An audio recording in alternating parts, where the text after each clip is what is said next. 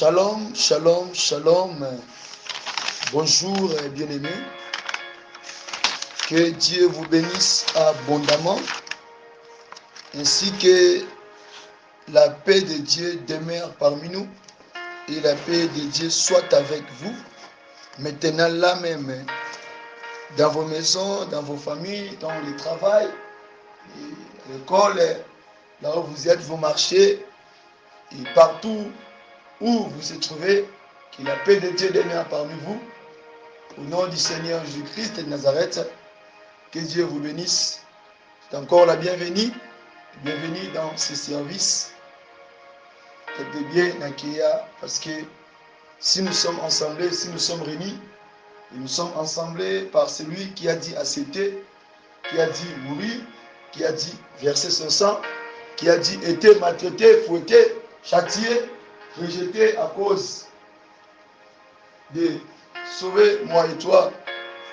Et c'est pour cela que nous sommes réunis là. Et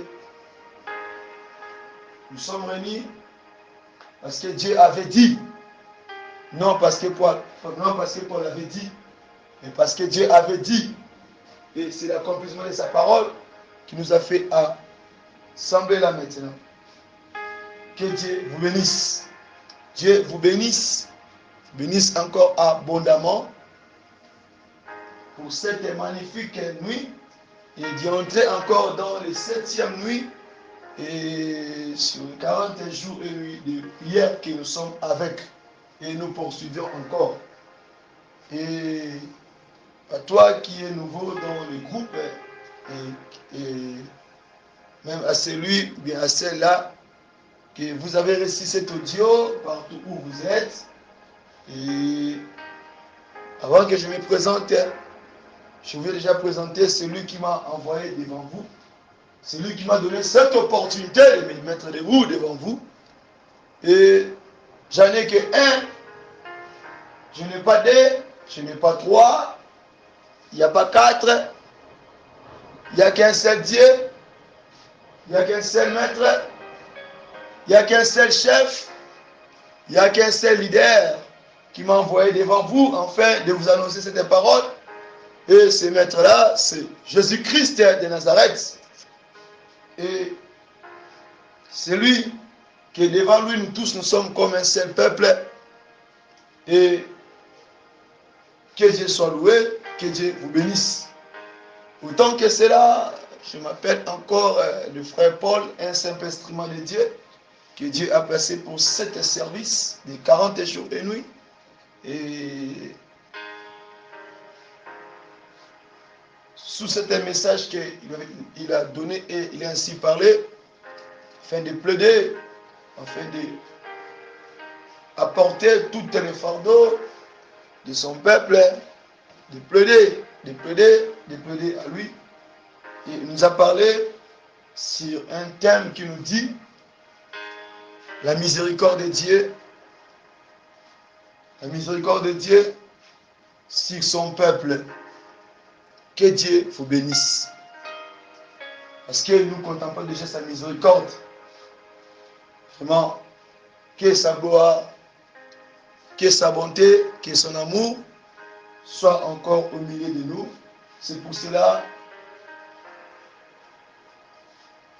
tu es une personne qui a de la valeur aux yeux de ton Créateur parce qu'il te connaît mieux que moi, mieux que ton voisin, mieux que ton mari, mieux que tes enfants, mieux que tes camarades, parce qu'il te connaît bien, car c'est lui qui t'a formé.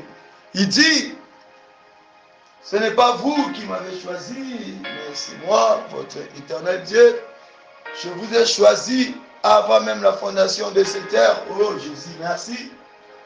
Parce qu'il dit qu'il te reconnaît, malgré tes souffrances, malgré tes complications, malgré les blocages, les circonstances de la vie, il te dit que moi, ton Dieu, je te reconnais.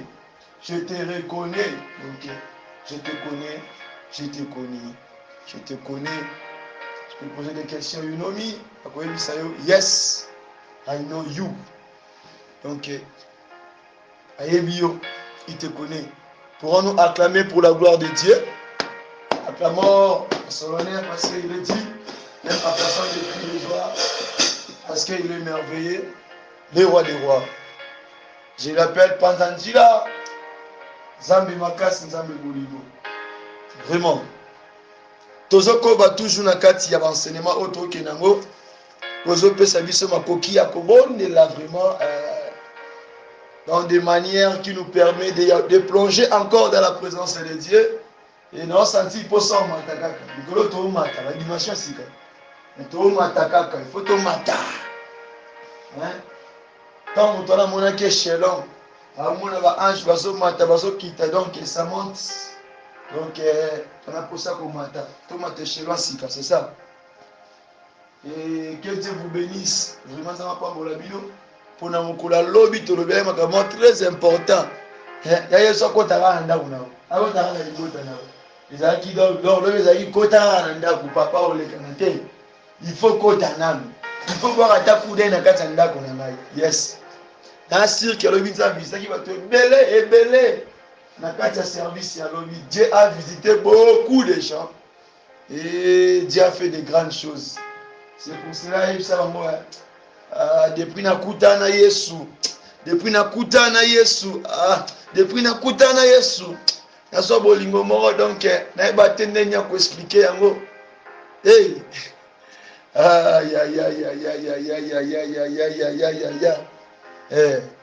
Zamba kitoko. Zamba bolingo. Tu veux continuer l'autre lobby la makambo très important les très important. D'abord totanga na makomina Nzambe. Tobandi na mokanda ya Psaume le chapitre 25. Psaume le chapitre 25. Tanga biso nyonso elongo ceux qui sont dans la Bible na yo. Pour être tous à la biso à la page. Psaume le chapitre 25 le verset 1er ti na 5. La tangi na kombo na Yesu Messia. De David, Éternel, je lève à toi mon âme. Mon Dieu, en toi je me confie, que je ne sois pas couvert de honte, que mes ennemis ne se réjouissent pas à mon sujet. Tous ceux qui espèrent en toi ne seront point confondus. Ceux-là seront confondus qui sont infidèles sans cause. Éternel, fais-moi connaître tes voies. Enseigne-moi tes sentiers. Conduis-moi dans ta vérité et instruis-moi, car tu es le Dieu de mon salut. Tu es toujours mon espérance. La parole de Dieu, tokeli susu na mokanda ya kaka na mokanda somango wana to continuer kaka na yango. Totangi na Somme, le chapitre 49, le verset 2 à 6. Je lis au nom du Seigneur Jésus-Christ.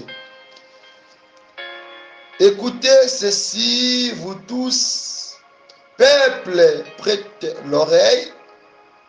Vous tous, habitants du monde, petits et grands, riches et pauvres, ma bouche va faire entendre des paroles sages. Et mon cœur a des pensées pleines de sens. Je prêtais l'oreille aux sentences qui me sont inspirées. J'ouvre mon chant au son de la harpe. Pourquoi craindrais-je au jour du malheur? Lorsque l'iniquité de mes adversaires m'enveloppait, la parole de Dieu. Nous allons encore lire dans le livre des prophètes. Et le livre des prophètes, c'est bien mon malamu, mon okwaba sakoli. Et kena mon okwaba sakoli. Jérémie, le chapitre 7, le verset 23, Natangi na kombo na Yesu. Mais voici l'ordre que je leur ai donné. Écoutez ma voix et je serai votre Dieu et vous serez mon peuple. Marchez dans toutes les voies que je vous prescris, afin que vous soyez heureux. La parole de Dieu. Ok, na mokanda lisusu ya Jacques azalaka voisin ya Hébreu. Voisin ya Hébreu, nkana Jacques wana Nouveau Testament. Voisin ya Hébreu pe na 1 Pierre.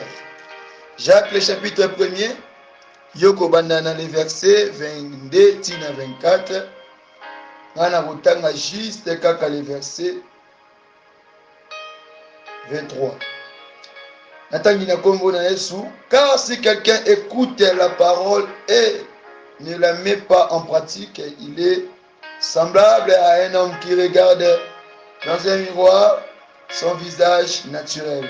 La parole de Dieu, pourrons-nous acclamer pour la lecture de Dieu parce qu'il est vraiment digne de cela.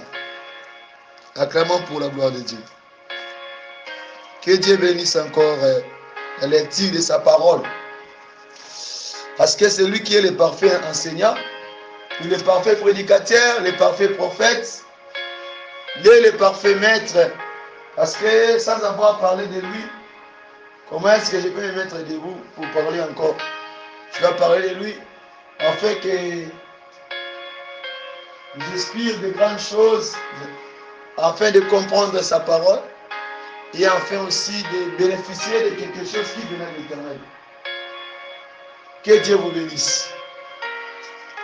Et on est colombien dans soutien moko ezali et tout ça dans le peuple. Peuple kaka. Un peuple qui écoute la voix de Dieu. On est dans soutien un peuple qui écoute la voix de Dieu.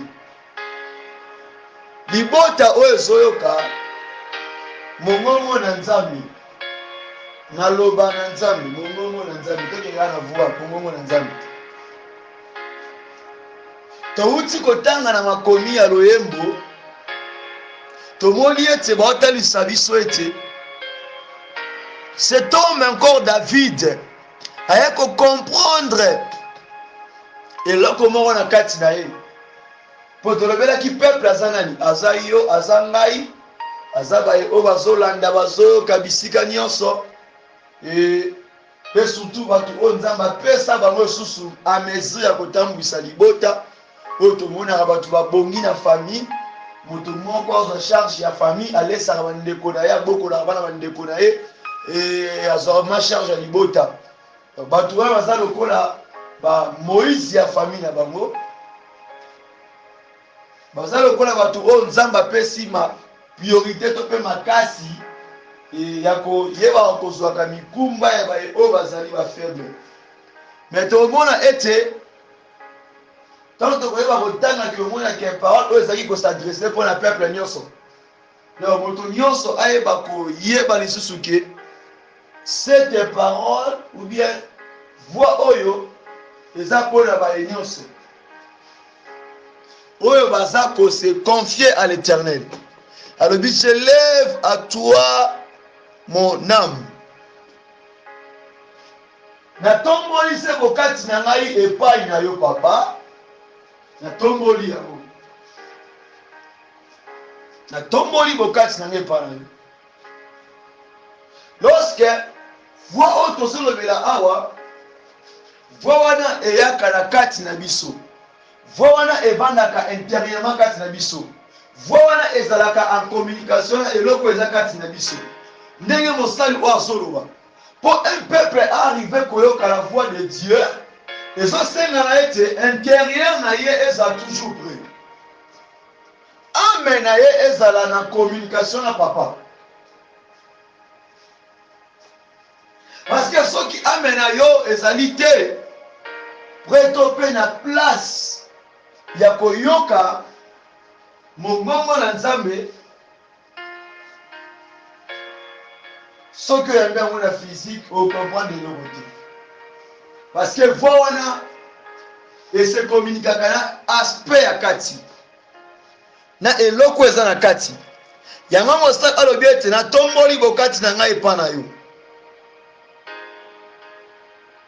Et puis à préciser, alobi Nzambe na ngai, en toi je me confie. Et pas na yo nenga na tiaka elika. Bien aimé. Attendez na solo ba bozoyo kanga na mboko zali. Polo ndima koyoka voix na ngai. Ovanda o se privoka ta pongi. Qui veut dire oza na confiance ya Nzambe o aza ko utiliser ngai. Kaka aspect o sali donc effet kaka manière wana ya kondima ofongoli okoti na medezo landa. Donc oza na confiance na Nzambe o aza ko utiliser ngai. Donc pour oyeba kolanda voix ya Nzambe esengi yo bokati na yo eza na confiance na voix wana. Yango ete un peuple qui cherche ou bien à connaître ou bien à écouter la voix de Dieu. Tokende, donc tokende. Tozokende. Lelo mabota na Nzambe ebele kati na bino ba vie ezo marcher te pourquoi? Limbombe etambola bien te pourquoi? Mabota ekende bien te pourquoi? Na mboka na tribu wapi songolo pakala makambo esimba te pourquoi? Parce que ozomona lelo oyo biso batu et surtout batu na zolobela wana batu wana précisément ba préféraka mingi koyoka ba voix na bango, koyoka voix ya songolo mpakala, koyoka voix oyo ya moto moko alobaki, koyoka voix ya chef coutumier, koyoka voix ya marabout, koyoka voix soki ya moto mwana libota na alobaki ke yo ndenge oza wana o mata o kita to keba pe robotaka na ote ato zongi wapi yo vino ezalaka bongo. Donc voix wana depuis ayoka yango ezangisa vie ne mal et donc ezangisa vie na mal à l'aise. Donc ezangisa vie na kimia na bongisa mosiko. Donc depuis ayoka voix wana ezangisa vie na kimia. Le peuple de Dieu va préféraka mingi koyoka oyo mokili ezoloba. Ba préféraka mingi koyoka oyo batu bazoloba. Mais nini oyo Nzambe azoloba mpona yo moko? Nzambe alobi na manière ebele, na ba forme ebele, na ba sorte ebele, mais oza kaka blé, oza souboule. Yango wana mokanda Matthieu 13-14. Ozoyoka, mais ozo comprendre te. Bango soki balobi soki mondoki wana moke wana chef coutumier wana mutu moko bazanga ntina we so azoloba biloko moko eza te na sansi te nde ozwaka matoi na oprete mpe ocomprendre oyo azoloba. Mais ntango Nzambe azolobela yo osalaka nini? Confiance wana ya voix ya Nzambe peuple de Dieu baabandone yango. Toyokaka Nzambe na physique oyo te, mais toyokaka ye na aspect intérieur na biso. Parce que soki aspect intérieur na yo eza na confiance te, eza na elika te, na voix oyo ezolobela yo, bien aimé, ata prophète angoso na lobe eloko esalemaka lelo ata alobi na yo okomprendre eloko te. Ata pasteur oyo soki ateyaka soki atei omoni mutu ayoki ya liboma azomi juste yo epona soki baye eloko te. Eloko te. La vérité blesse, mais ça donne toujours la solution. Que Dieu vous bénisse. Les Écritures, et ça le bénéfice yango. En toi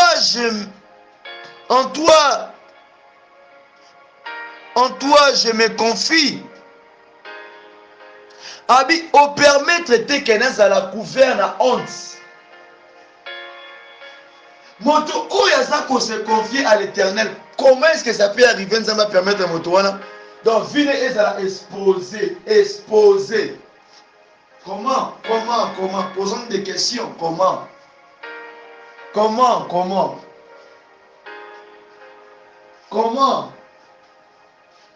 Mituna motuna. Comment? La voix de Dieu est comme des fois pour la barre ensemble. Et surtout pour le peuple oyo. On va faire ça dans mon ensemble qui parle sous-souté. ba mesana monoko na nzambe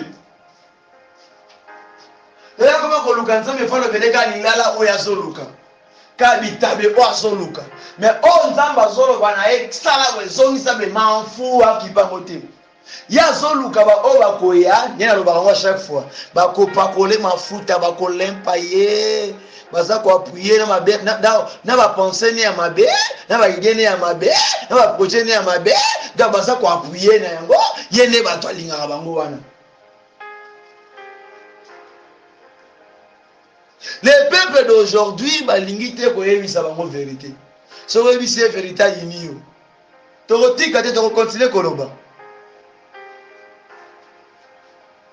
lelo oyo ozomona yango mabe me elobi okomona yango eza ntina eza na valeur soni ezolanda yo na vie ezolata yo pourquoi parce que olingi te bayebisa yo makambo oyo esengi koloba na yo omela miliki ti wapi yo moto okomi deja mpaka bongo koli omela miliki ti wapi. Peuple de Dieu, et apprenons à écouter la voix de Dieu. La voix de Dieu. Nana mona una tu musu nzamba alobela ye moko. Apese na ba directive, na ba détail. Mais asa ko confier a ndime la voix wana te. Faut atala yo malamu hein. Batala yo malamu. Yo moko mitala malamu sikoyo. Tala soni kozo ta vie na yo. À chaque fois, loko bondela te, loko jenaka te, loko matangomba te, loko kota chambre haute te. Pourquoi? Parce que yo soki bango ba lobby nde omoni yango intéressant. Mais soki nzamba lobby est intéressant.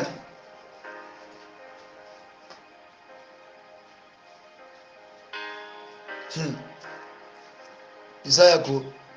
Le yango na mona mo kitoko, isa goût. Abi que mes ennemis ne se réjouissent pas à mon sujet. Ce qui peuple, à ça qu'on arrive, qu'on yoka la voix de Dieu. Ce qui est un peuple, à ça qu'on arrive, qu'on yoka la voix de Dieu. Nini oye komaka. Si je na yo, makambo na yo. Et que comme a fait c'est pas na bango.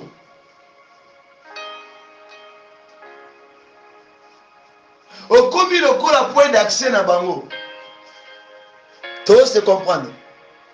Mais ce qui yo o yo kaka o tiaka confiance na pona kolanda voix nzambe. Zamba permet de te banguna na ba mataka likola sujet na yo na ba koma ko manipuler yo na so na libota na yo. Bon mona ete même dans la Bible, ceux qui peuple oyo bana Israël, ba komi ko pesa voix nzambe mukongo, ta ba komaka châtier, ba ko betama, ba ko leka na ba crise, moi rekotelema, esprit de mort ko mata, ba rebele ko ya ba maladie, ba rebele, ba rona ba ko betama, armé ko kufa, donc peuple oyo ko arriver te ko ka voix nzambe peuple wana za exposé. Atozalaka na mbongo atozala pays nini ozalaka no exposé yango soki baye na tongo basimbi yo baye na midi basimbi yo baye na pokwa basimbi yo. Pourquoi? Aspect intérieur na yo oyo eza bokati na yo ezali te na confiance epa nzambe.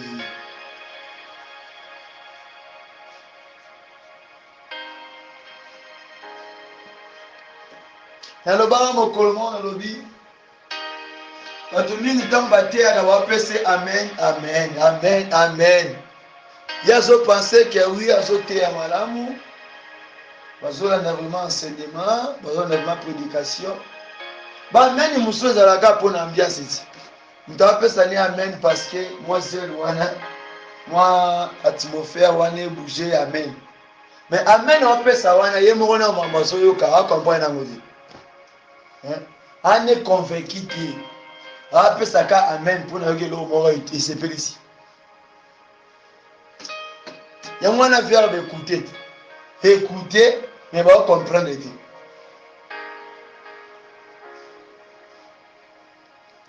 Peuple de Dieu, toluka et surtout na ta oto le kanango libota na nzambe na famille na yo na mboko zali linga oyo ba voix nzambe zoloba nini, voix nzambe lingi otambola ndenge nini, voix nzambe za lokola la boussole, eza lokola moto aza na flambeau na loboko nde yango voix nzambe na kati ya molili yango ezogide yo, lumière wana, lampe wana. Voix nzambe eza lokola chandelier, soki yo éteindre le chandelier na kati ya temple ya tabernacle, il n'y a pas de vie au monde en ndenge. Le peuple de Dieu, j'insiste, le message ici est pour vous, précisément pour toi. Zongisa na babokati na yo, zongisa yango, zongela koyoka ntango wanaye koloba na yo na ebandeli wana ezalaki komo. Zonga.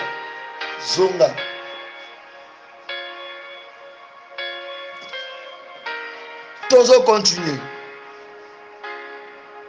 Tozo kende. Alors dit, tous ceux qui espèrent en toi ne seront point confondus.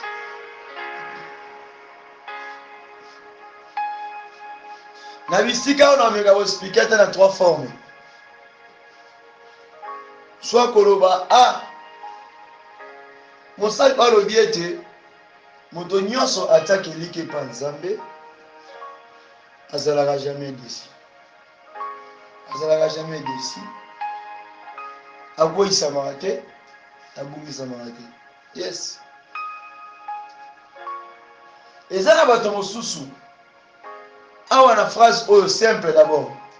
Soki atie confiance na ye, atie likene pa nzambe, nzambe ye moko akopermettre ete moto wana koyisama, to moto wana abunga, to moto wana monguna asimba ye. Wana pourquoi nzambe ote la capacité à foya mutu wana na capacité à prendre ya mutu wana abikali kango soki na tiki ata basimbi ata batouche na bongisa amoti ya lokola Job. Donc nzambe azalaki sir na Job, aki sir na Job ata sata simbi ye donc aza na otekanga te awatrahir nga te parce que mutu oyo vraiment andimelaka nga na bokati na ye. Donc ata kutu mopepe ye ebelemi ekoti na ndako na ye, simbi bana esimbi bosu na ye, donc ngai otekanga te,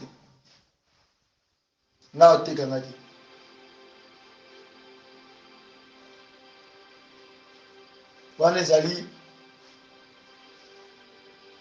deuxième cas. Na première cas ezali nini? Donc bato mususu tomoni yango lokola bana Israël ekomaka ntango moko boye soki likambo enge koma nzambe akointervenir plus vite. Pourquoi? Confiance na bango. Amona foi na bango eza moke par rapport à circonstances ezoya wana semi akota mbala moko po bakoya te. Mais eza na bato mosusu ntango bawatia elike pa nzambe bazala confondika ye moko mpo na nini? Azwi atie elike pa nzambe, mais en même temps elike eza na biloko mokili. En même temps ye mutu moko atie elike pa nzambe, ye mutu moko mpe azocontinue toujours na kosunga nzambe.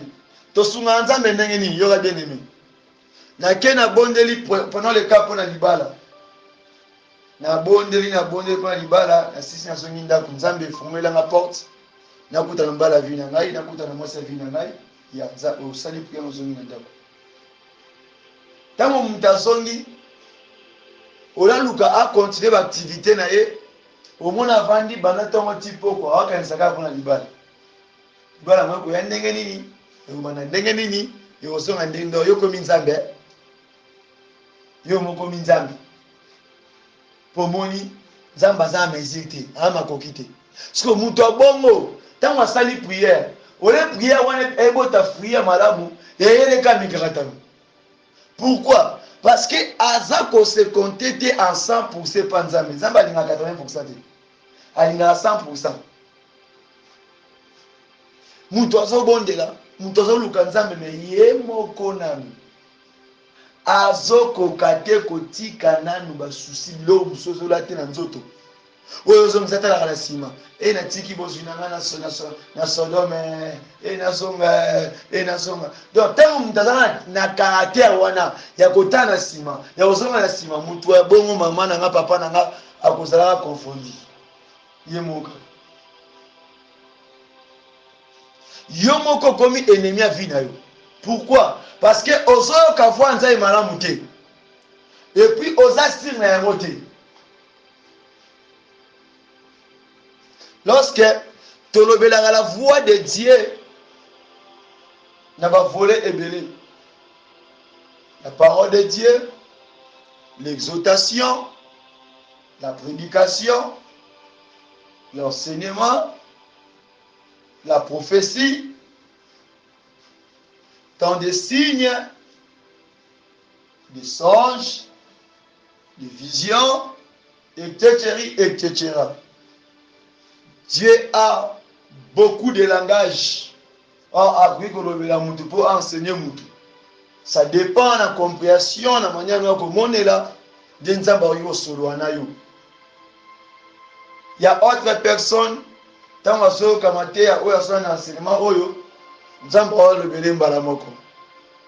Ça peut na moto mosusu, tant na tangi na pesi verset to kutanga maloba na nzambe, omoni sur place to directement nzambe andi kolobela ye. Ça peut na moto mosusu, na tangi lisolo, nzambe azolobela ye. Donc nzambe azana na manière ni bela sala mama. To continue. Tomeka un peu comprendre verset oyo. Soto suka peka nango to suka nango. Toki mambangu te, tokende malembe. Il faut comprendre liboso po bondi la malamu. Abi ceux-là seront confondus qui sont infidèles sans cause. Infidèle ezala te mutu oke saki ndumba. Te mutu oke kobuma. Na mutu oya yoka avwa nzambe te aza infidèle. Oyo tozoloba awa.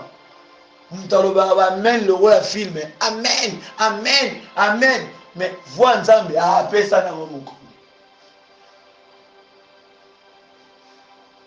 Balobeli semence wana lik 8.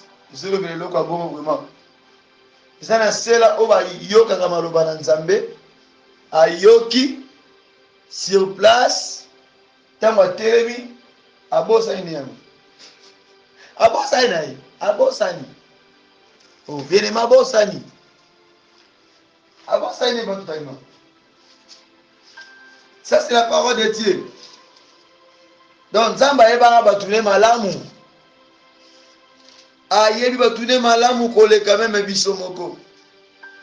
Ayebi bango malamu. Yango il a le vrai père spirituel. C'est Dieu. Il est le vrai père spirituel. Il est le vrai père spirituel insisté. Pour ayebi batune malamu. C'est solo. Parce que tango batangisi biso semence kuna pour na yolo na yeko le makambo ale lote. Abaki semence c'est la parole de Dieu. Luc 8. C'est la parole de Dieu.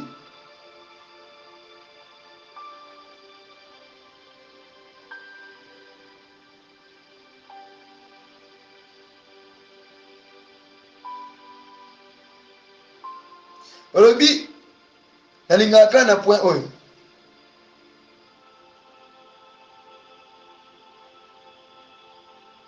Babi, ceux qui sont les longs du chemin, ce sont ceux qui attendent. Puis le diable vient et enlève de leur cœur la parole de peur qu'il ne croit et soit sauvé. Wanso otangama omona ngona Luc 8 12e verset. Voilà que ça va semence on va quoi. Babi semence on est la parole de Dieu. Yo pe écoute la voix de Dieu. Donc ezana batu ba yo kaka na bango voix nzambe. Ba yo kaka ba pe na opportunité wana.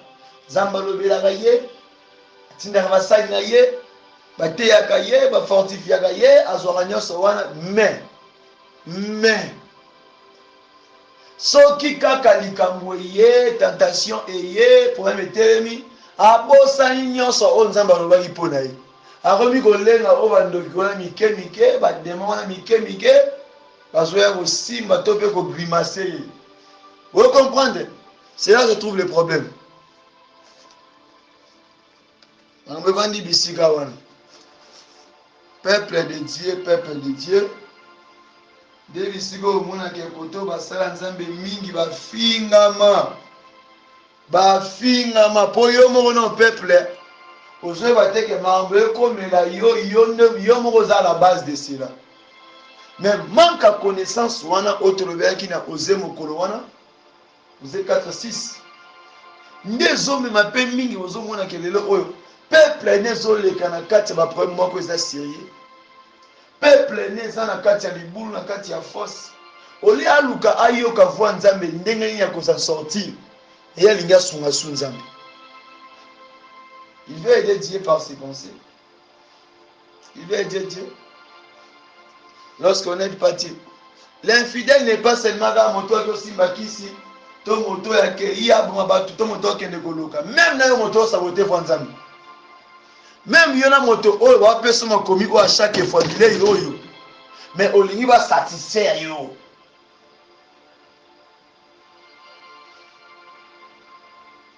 La voix de Dieu, normalement qu'on expérimenter, donc il y a plus qu'un bélier à double tranchant. Mukomsusu ye pesio mwa kimia, mukomsusu ye betio pe fimbu, mukomsusu ye komi ko bekseyo, mukomsusu ye moto na motema. La voix de Dieu, peuple de Dieu tellement. Ndeko yo moto nzamba pesio charge. Ya kosimba to pe libota ya kotambwisa batu telema. Longwa na distraction. Voix nzambe eza ba pensée na yo te wana ba raisonnement na yo te. Voix nzambe ezali nini? Ozoyoka oyo azoloba. Na kati ya parole ozolanda na enseignement oyo nini oyo nzambe azoloba na yo. Eza na batu mosusu nzambe pesa bango matoyo ya molimo. Baza pe na esprit de discernement tina oloba bo tina za ko enseigner boy. Pour ne pas comprendre les messages de A jusqu'à Z. Nini oyo nzambe alinga tangisa ye. Nini oyo nzambe alinga lobela ye. Cher bien-aimé, cher chrétien. Lamuka.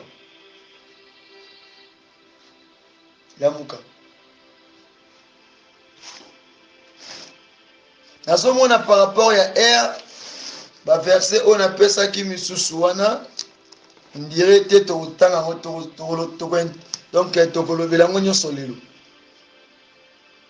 Mone komi continuel. Biloko boye kindaka nango malembe pour peuple de Dieu à comprendre. Pour libota na nzambe à joie. Vraiment connaissance moko ezali ya fraîche. Et ayeba koyoka voix nzambe na temps convenable. Nde yango eza l'essentiel. Nde yango eza ya motuya. To continue. La monique a expliqué bino infidèle. Comprendre infidèle à zanani. Moto azoto sati. Na mona na expliquer mo sumalamu. Lelo oyo to mona mabale zalaka ke. Presque nyonso bakina commune na misu ya bato ba signer ba acte de mariage, nyonso wana ba attestation de mariage, toutes ces choses là. Mais comme on a que ba prêtaka serment moko. Na kati ya serment wana elobaka nini? Nde tobala ni boye libala oyo ezali pour le meilleur et pourquoi le pire. na ntango ya bisengo mpe na ntango ya malere mpe na ntango ya kolela. Sikoyo soki ekomi ke moko na bango azorespecte lisusu eloko wana te, wana akomi infidèle. Nde yango wana ntango nzambe apesi yo oyoki voix ya nzambe okutani na circonstance olingi osala opesa mokongo kima okomi infidèle. Toyokani infidélité ya peuple oyo nga azolobela eza mpona nini? Ayokaka voix ya nzambe, nzambe alobi na ye to ayokaka mpe makomi na nzambe, me ntango akutani na tentation selon Luc ya 8:13 asali nini? Mapapa akimi. Un peuple infidèle. Peuple abongo aza infidèle liboso mobali na ye. Yango ozomona ke lelo oyo eza na banation mosusu ezobetama sérieusement. Pourquoi? Likolo infidélité oyo tina basali mingi, tina batu mingi. Pourquoi? Makambo oyo kaka infidélité. Cher bien-aimé, cher chrétien, mokolo lelo eza mokolo moko différent, to na nuit lelo eza du moko différent. Zolanda ngai, ozoyoka ngai, ibota na nzambe, parole oyo ekondana nango mutu te, esambisaka nango mutu te. Mais elingaka mutu nyonso azonga na conscience, ayeba koconfesse, ayeba kososola. Confesse kondima ete ntango oyo ndimi otambola na Yesu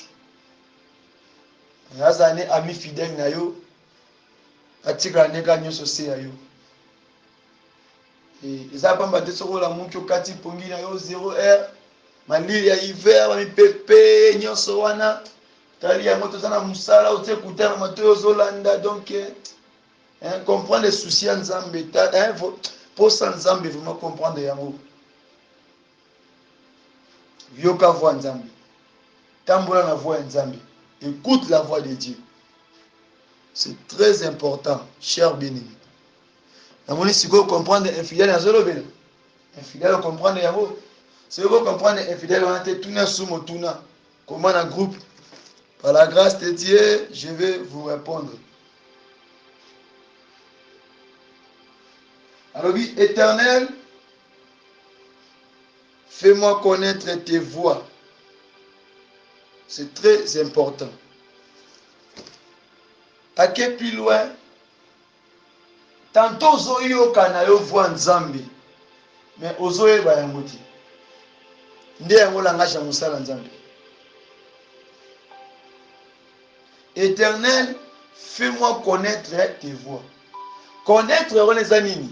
Tomoni il y a la connaissance wana. Koyeba. Koyeba. Koyeba. Oyokaka mais ozoyeba te. Oyokaka mais ozososola na muti. Na refusé te. Nzambe alobelaka yo pesa ko ba prophétie ba rema biloko nyonso wana ozwaka yango. Mais oyokaka mais ozo comprendre te. Ozo connaître te. Alors bien te Seigneur éternel, fais-moi connaître tes voies. Lakisanga maloba. Lakisanga mo yokis donc lakisanga mongongo na yo. Lakisanga mongongo na yo.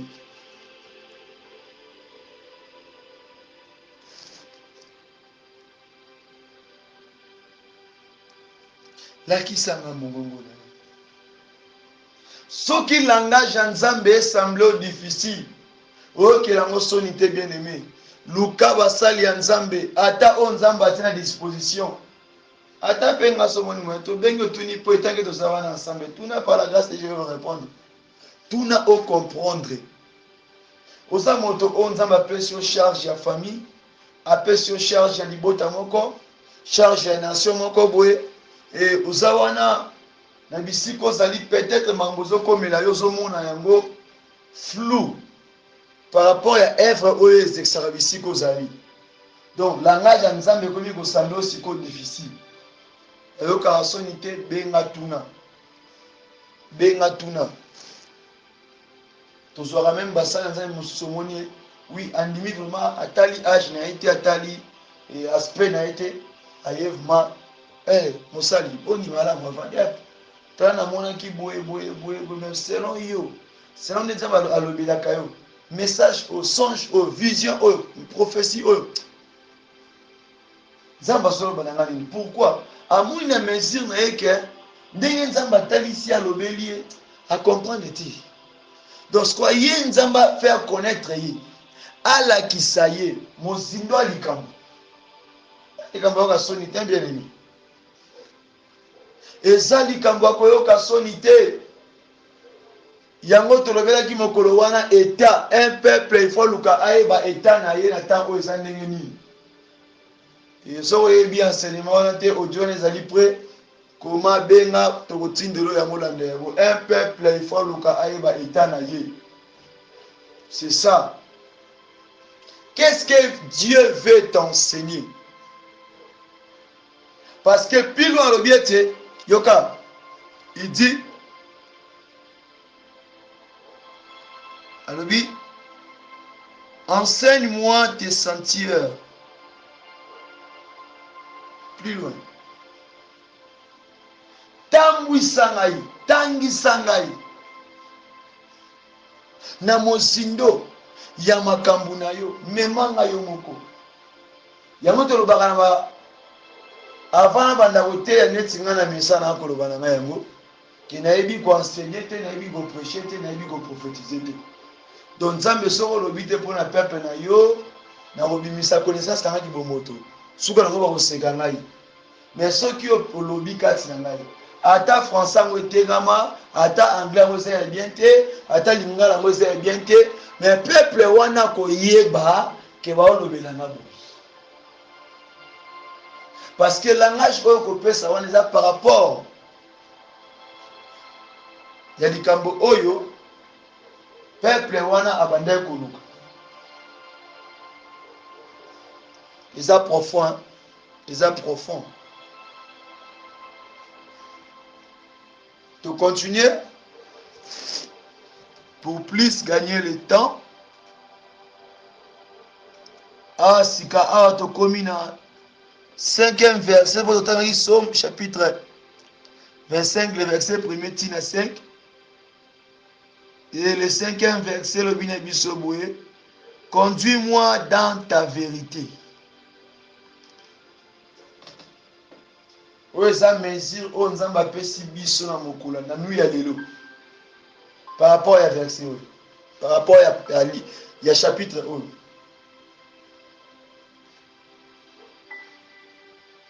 alobi ete mema ngai tambwisanga na kati ya bosolo. Bien aimé, la voix de Dieu ne connaît pas les mensonges. La voix de Dieu ne connaît pas la flatterie. La voix de Dieu est évitée.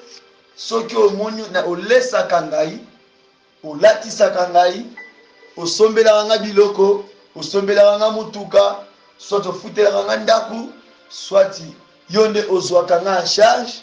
Mais tant que nzamba alobi na ye biso papa ndeko mama tambola boye soki yo zotosa te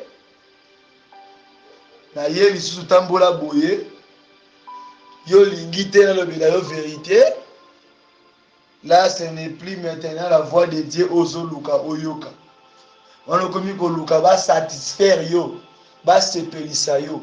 La voix de Dieu etambolaka na vérité.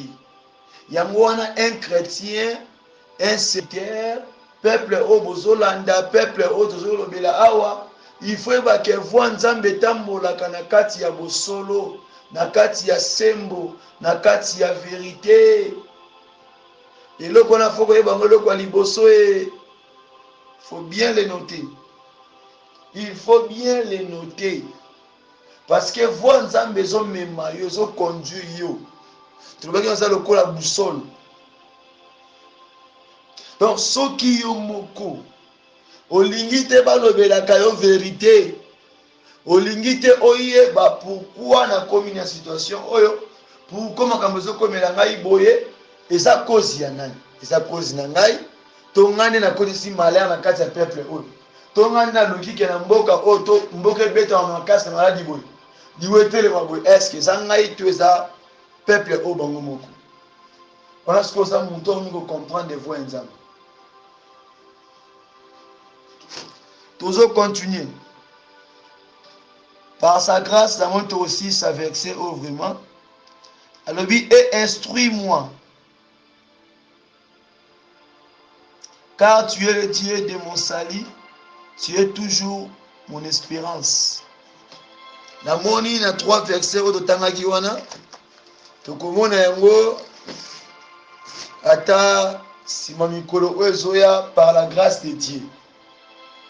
Par la grâce de Dieu tozokima mbango te eza nango kursi te eza nango kursi te eza yango kursi te eza se mosala na nzambe tobima yango na baprincipe ndenge esenge ezalila koyoka mpe voi ya nzambe nde yango koyoka voi ya nzambe moto deja ali atondi okopesa bilo mosusu te likolo mpe okoma excès tout excès nuit toboyi okoma na excès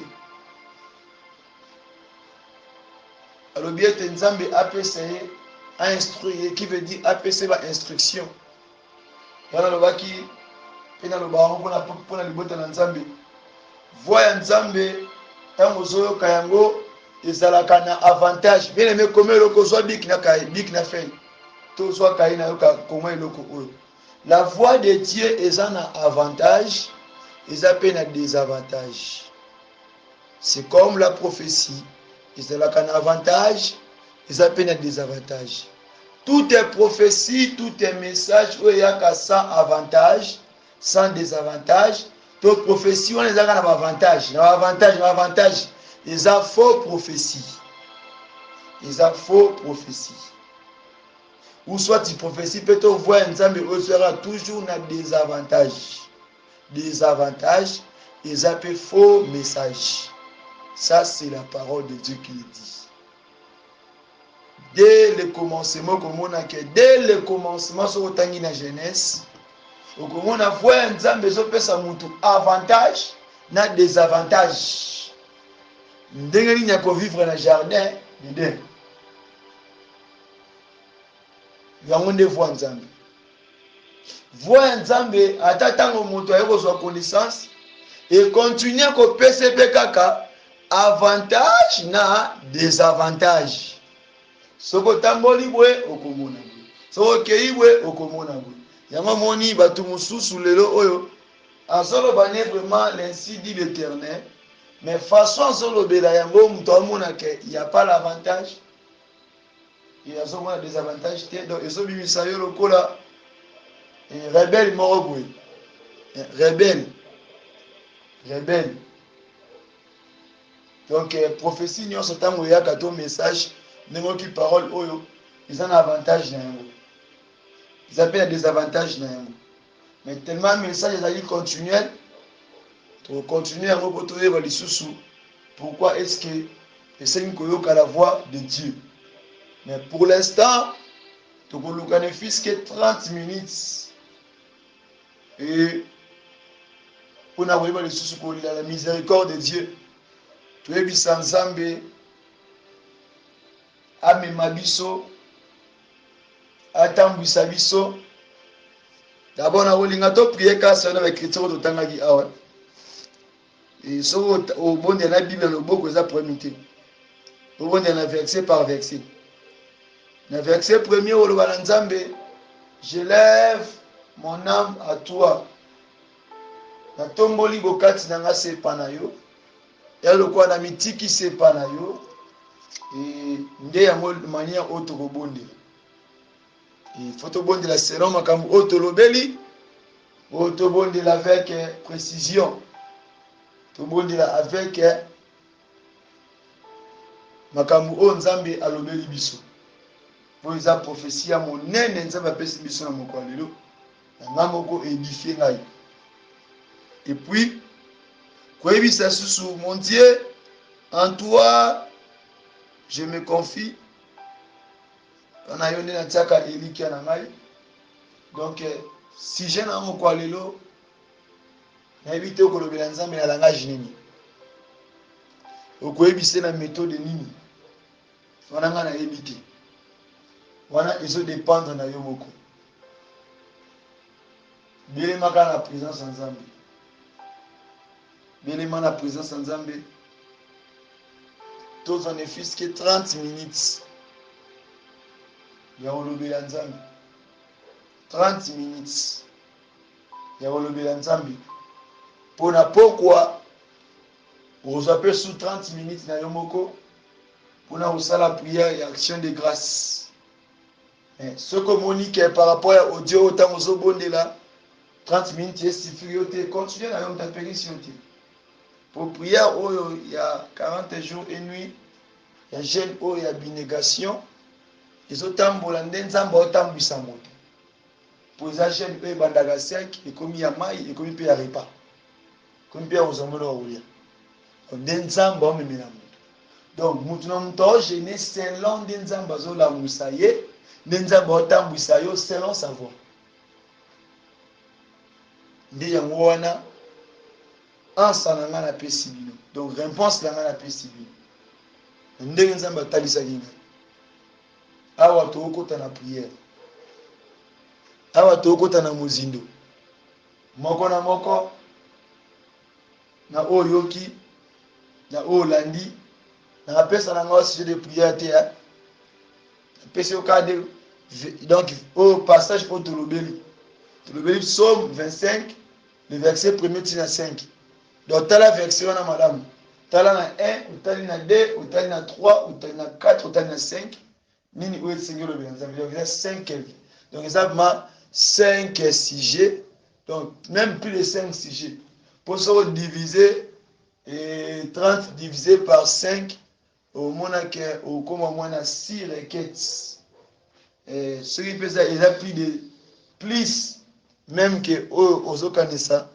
et qui veut dire malobese bila kolobela nzambe talisa nzambe yebisa nzambe mikota na présence nzambe yo mo tala vi na yo tala bokati na yo ndenge memelaka yango ndenge otinda yo na ngai toyeba kobondela oyebisa nzambe kotalisa nzambe ndi yango wana ya motuya 30 minutes oyo bien aimé tolobela nzambe si s'agit ya kotia tolo na se tia tolo na se si s'agit ya kofukama fukama na yo si s'agit mpe ya kolelepa nzambe banda kolelepa na ye nyonso wana ezalaka manière oyo motema no epuse yo ndenge nini ya kolobela nzambe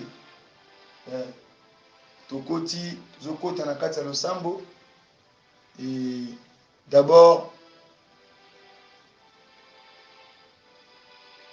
nalingi oyo na kocontemple soit omona infidélité na yo liboso na nzambe tato ndenge opesa vo nzambe mokongo nalingi oyo na komona yango na ntango oyo so esengi oyelamaka na nzambe ya eza ntango po teme ezali ke la miséricorde de Dieu eza likolo ya pepe na ye mpona libota na yo mpona nation mpona pays oyo ozali na mboka oyo ozali otalaka marche yango ekende nini vie yango ekende comment mambo etourne comment na 7e nuit oyo olobela nzambe wana oyebisa nzambe wana olobela nzambe wana banda komidispose banda kolobela banda komikotisa na présence na nzambe na présence na nzambe na présence na nzambe na présence na nzambe au nom de Jésus au nom de Jésus na oyoki na olandi olobela nzambe wana nini okoyebisa nzambe wana nini banda komitala banda komitala banda komitala selon parole ozwi na mokolo lelo selon message ozwi na mokolo lelo etinda yo oyebisa nzambe nini etinda yo olobela nzambe nini banda komitala banda komitala